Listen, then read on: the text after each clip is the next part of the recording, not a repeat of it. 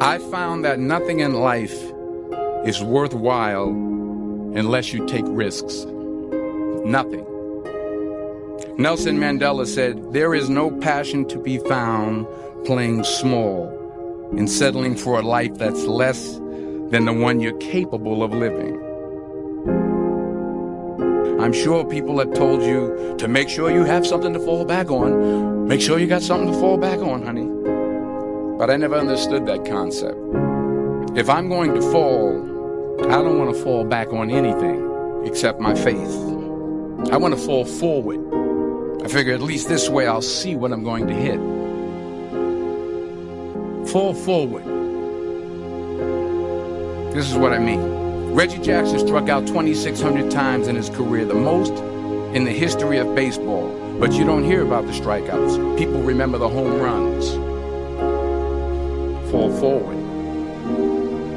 Thomas Edison conducted 1,000 failed experiments. Did you know that? I didn't know that. Because the 1,001st was the light bulb. Fall forward. Every failed experiment is one step closer to success. You've got to take risks, and I'm sure you've probably heard that before, but I want to talk to you about why that's so important. I got 3 reasons, and first, you will fail at some point in your life. Accept it. You will lose. You will embarrass yourself. You will suck at something. There's no doubt about it. I'm telling you, embrace it, because it's inevitable. In the acting business, you fail all the time. Early on in my career, I auditioned for a part in a Broadway musical. Perfect role for me, I thought, except for the fact that I can't sing. So I'm in the wings. I'm about to go on stage, but the guy in front of me, he's singing like Pavarotti, and I'm just shrinking. I'm getting smaller and smaller. So they say, "Oh, thank you very much, and you'll be hearing from us."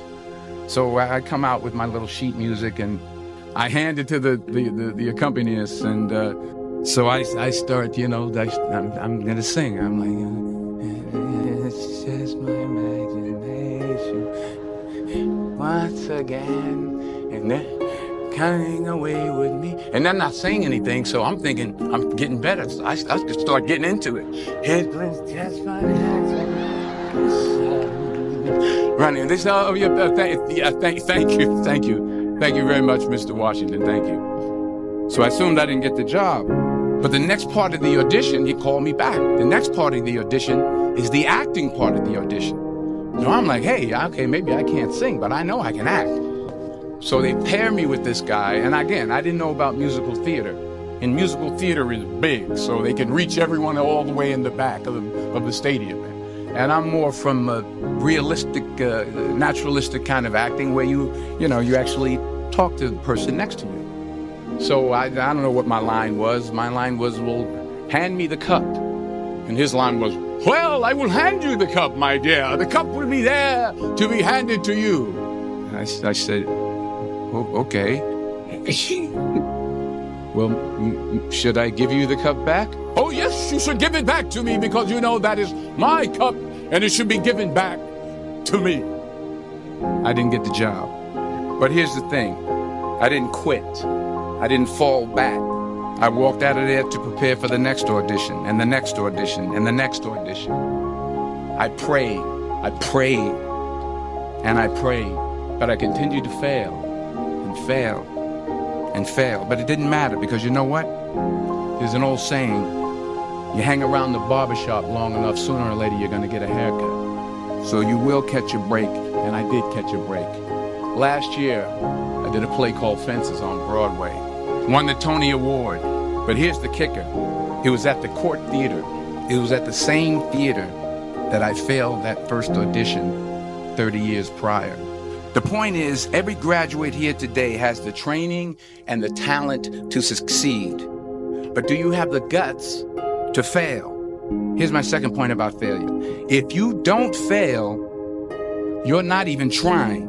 I'll say it again. If you don't fail, you're not even trying. My wife told me this great expression. To get something you never had, you have to do something you never did. Les Brown's a motivational speaker. He made an analogy about this. He says, imagine you're on your deathbed, and standing around your deathbed are the ghosts representing your unfulfilled potential. The ghost of the ideas you never acted on. The ghost of the talents you didn't use. And they're standing around your bed, angry, disappointed, and upset. They say, we came to you because you could have brought us to life, they say. And now we have to go to the grave together. So I ask you today, how many ghosts are going to be around your bed when your time comes?